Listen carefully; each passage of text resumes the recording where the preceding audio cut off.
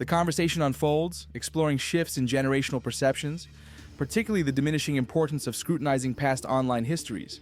Younger generations may view the digital past through a more forgiving lens. People like Cortez are saying, it's all out there. I don't care about that. Here's what I want to do. Future generations may go, oh yeah, I tweeted stupid stuff when I was 18. It doesn't count anymore. This attitude marks a profound transformation from past cultural practices, where every digital footprint was meticulously examined. It's like when WWE admitted it was fake. Now we can enjoy it for what it is without the need for it to be anything else. The guest draws a parallel between political figures and entertainment, using Trump's wrestling appearance as an emblem of our surreal political landscape. The former host of a game show became president. All of it's so strange. Just like watching Jackie Chan take real hits in scripted films, reality and performance are blending. This blend of the absurd with the authentic encourages a reevaluation of what is real. Wrestling's intense choreography serves as a metaphor for the complexities of existence and understanding. So, fake needs rethinking. It's scripted, but still impressive. They deserve more credit. The conversation shifts to consider the influence of AI on our perceptions, suggesting a deliberate detachment from reality as we know it, and a potential embrace of a new paradigm. What if AI makes this reality insane, so we're happy with something new? Maybe we're meant to see the truth about living in protein pod wastelands. My conspiratorial side thinks AI is slowly altering our reality, guiding us into a different way of living. It's an intriguing and slightly uneasy thought. In a fascinating dive into the constructs of reality and authority, the guest presents the idea of a machine-created paradise, drawing parallels to a freeing yet controlled existence. You guys messed up Earth. The machines aren't evil. They're offering something better than what's left of reality. These thoughts unravel the core idea that while machines provide a utopia, humans historically reject perfection, craving challenges instead. People forget Smith's line, where the initial Matrix was paradise, but humans couldn't handle it. We crave complexity. The host gleefully agrees, noting humanity's evolution towards overcoming adversity. We've evolved to love solving problems. When bored, we play games, challenging ourselves naturally. The conversation shifts to authority, exploring the innate human skepticism towards those who dictate freedoms. We push against risks, part of what made our species. It's what drives us. We're skeptical of new power. People lose trust when authorities claim control over freedoms. They delve into how power structures and manipulation are critiqued through a blend of humor and insight. Statements from leaders about freedoms can upset people. It's like, who gave him that job? Mocking authority with a Bible? It's odd. Some accept that blindly. The discussion encapsulates a profound reflection on human nature's resistance to control, pursuing enlightenment through autonomy and questioning authority's constraint. The conversation dives into the transformative journey towards understanding, where anger gives way to empathy. The guest shares how maturity shifts perspective, moving away from youthful anger to a more compassionate view, even towards controversial figures like Donald Trump. The reason my special is called I Love Everything is when you get to age 50, there's still stuff that annoys you and stuff you don't like. But you're like, but I know where this is coming. Or I know why he's acting that way. Recognizing the roots of behavior, shaped by upbringing and circumstances, is highlighted as a key element of enlightenment. Both guest and host agree that negativity is an indulgence of youth. Hatred is a luxury for youth. When you're young, you can go, this is bullshit. And then you get to 50, you're like, it's not for me, but I don't care. Okay, fine.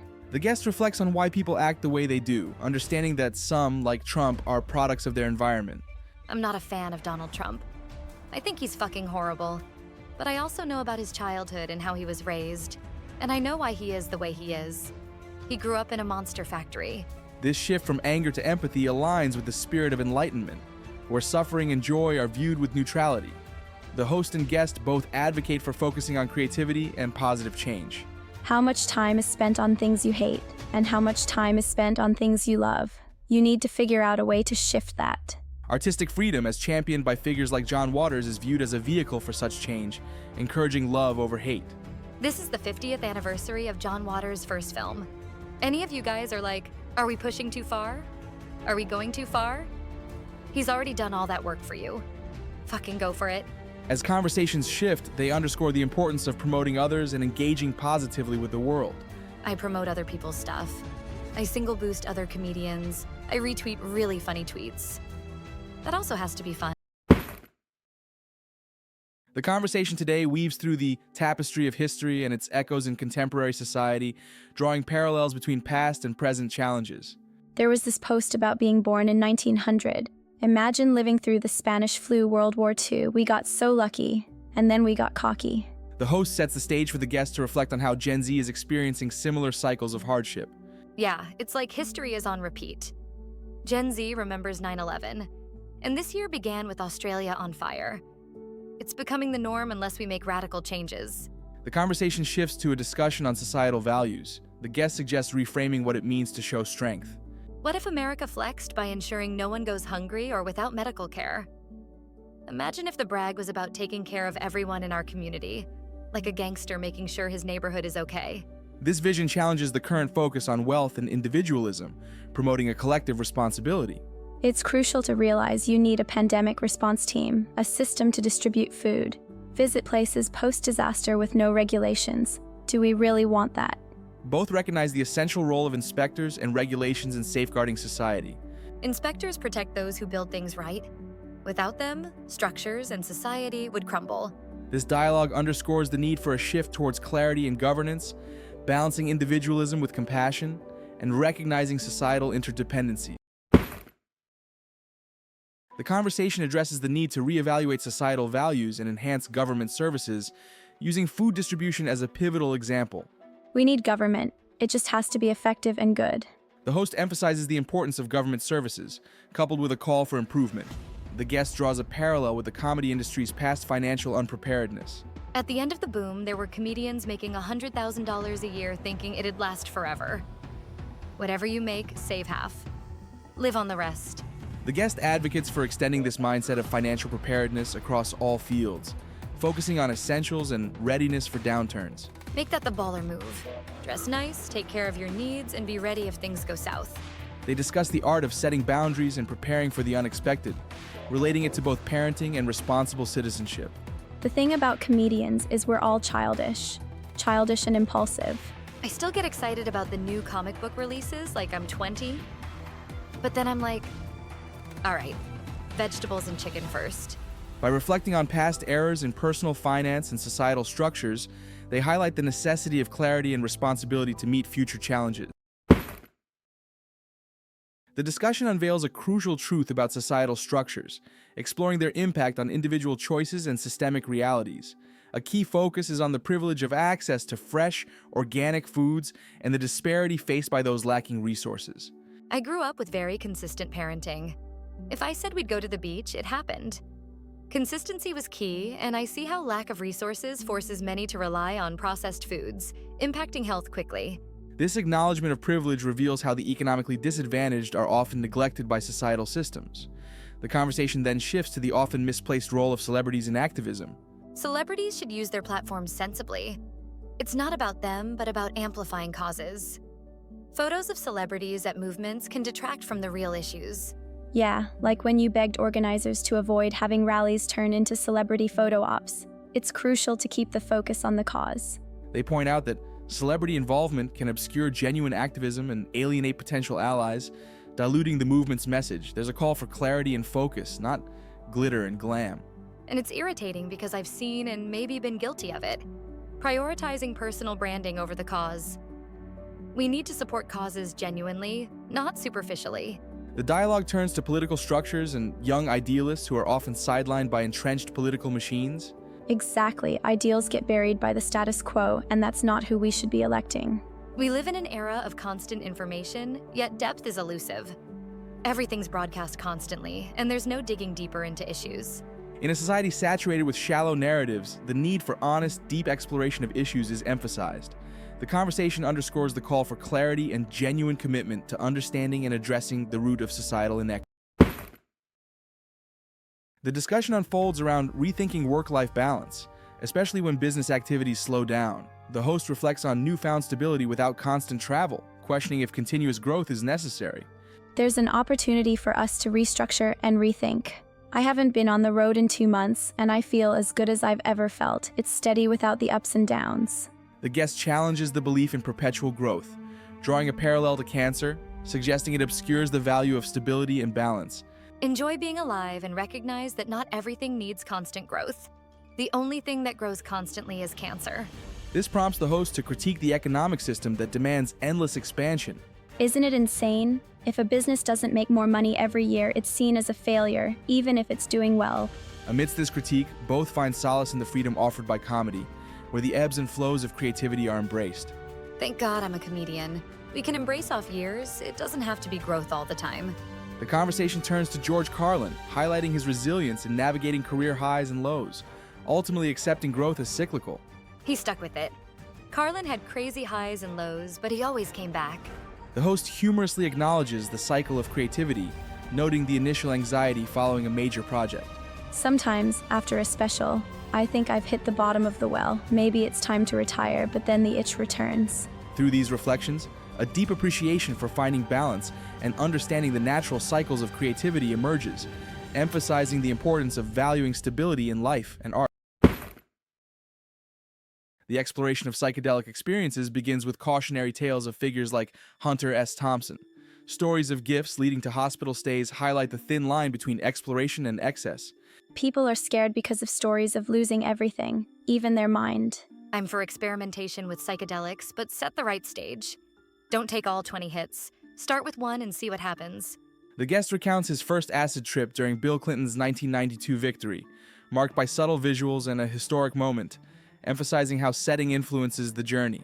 The first time I did acid was the night Bill Clinton won the presidency. Patterns started to melt. It felt really good. Transitioning to comedy specials, the guest shares enthusiasm for upcoming releases, underscoring the community's supportive nature. Tell everybody about your special, I Love Everything. I'll watch it. Doug Stanhope's special drops tomorrow, too. The podcast moves to Spotify, symbolizing growth while retaining its core essence. The host reassures listeners about maintaining authenticity.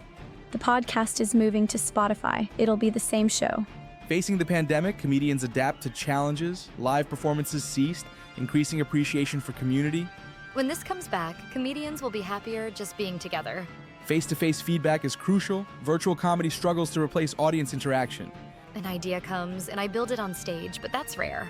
Exploring COVID-19 concerns, the discussion covers testing issues and contact tracing dilemmas. Everyone's been negative, but testing a lot helps.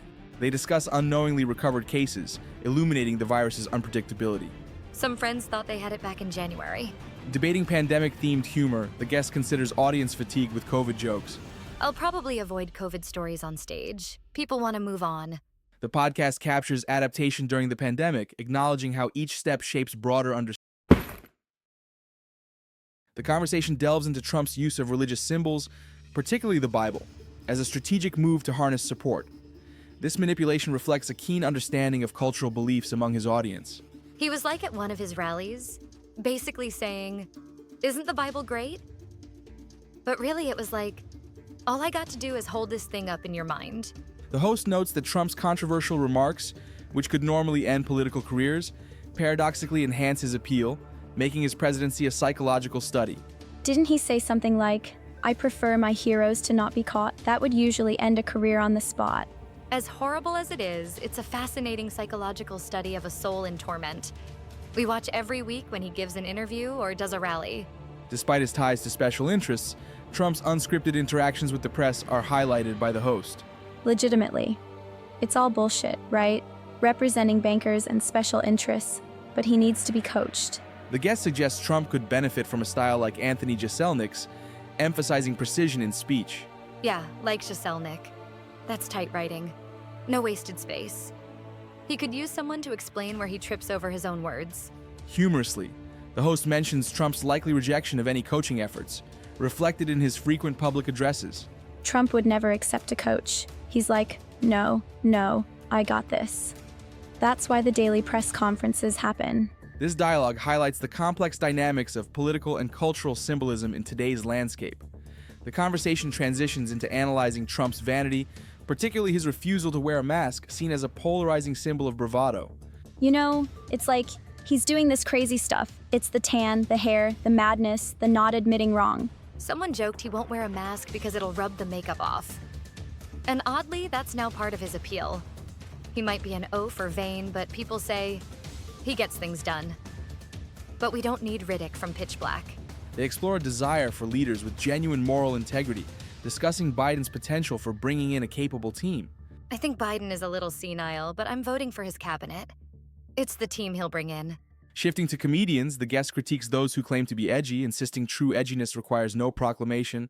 Whenever a comedian tells you they're dangerous and edgy, it's nonsense I've heard before. They don't need to announce it. The discussion moves to the impact of psychedelic experiences on creativity, with nostalgic references to the 90s. I'm glad for all the LSD trips I took. They kind of shrink you in the universe and expand your perspective. Sometimes, when I get really high, I feel vulnerable but also like there's magic and possibilities in the world, even the paranoid ones. The guest shares a story about Philip K. Dick, suggesting that creativity can transcend conventional views on drug use. Harlan Ellison, anti-drug, but acknowledging Philip K. Dick's genius, would say, if I could write on this level, maybe I'd consider God. The guest shares a harrowing ordeal with COVID-19, revealing how his intense lifestyle left him vulnerable, culminating in a serious health crisis. Initially overworked and traveling extensively, he unwittingly set the stage for a severe battle with the virus. I didn't know that. Oh, yeah. He got it real bad. He was burning the candle at both ends. Then it hit him. Struggling in the early days of the pandemic, he faced potential ventilation, which his wise doctor avoided due to its risks. They were talking about putting him on a ventilator. His doctor says if we put him on a ventilator, his lungs are just going to give up and he could die. Luckily, he avoided this route but suffered further from treatments like hydroxychloroquine, which worsened his condition. Despite recovery, he struggles with lasting fatigue. Yeah, I mean, I'm sure the body battling that, it's like, okay, you need to shut down for a little bit. We can build you back up. The discussion shifts to the critical role of vitamin D in combating COVID-19, especially for those with darker skin tones. Another thing he had was a vitamin D deficiency. Studies have shown people in critical care often have low levels of vitamin D. Real big deal. My doctor is like, you take this vitamin D every day and go walk in the sun. Vitamin D emerges as a cornerstone for health, highlighting the need for sunlight and supplements, particularly challenging for those with more melanin. For Black folks, it's even harder because their bodies are designed with all that melanin. They evolved in different climates, so they're out in the sun all the time. The conversation underscores not just the unpredictable nature of the virus, but the importance of foundational wellness and lifestyle adjustments to aid in resilience and recovery. The podcast navigates societal vulnerabilities exposed by the pandemic, comparing COVID-19 to the Spanish flu and warning against repeating historical mistakes with half measures. I reread Guns, Germs, and Steel about the Spanish flu. It seems like we're making the same mistakes and there's going to be an insane spike. The guest raises concerns about how a possible spike could arise from inadequate precautions. If that spike is coming because of all these half measures and all of these, I'm not wearing a mask. It could happen. But also what could happen is, we have to brace ourselves for this other spike. The host suggests a proactive approach to health education over restrictions. We could get an education on how to boost your immune system. It's okay to go to the grocery store, but not other places. People need to protect themselves, and there's a way to be safe. The conversation shifts to societal issues, particularly the lack of social safety nets, touching on children's reliance on schools for basic needs. You know how many kids relied on school for food? It's a huge problem. Now their family has to scramble to feed these kids when they can't work. These kids relied on school for a safe space to actually talk to a responsible adult. All we do is cut money for schools, which is where a big part of the population survives because of what the schools provide. They discuss the necessity of structural changes to move away from temporary fixes and address poverty. There should be a structure so people can have dignity and not beg. We're so anti-poor in this country.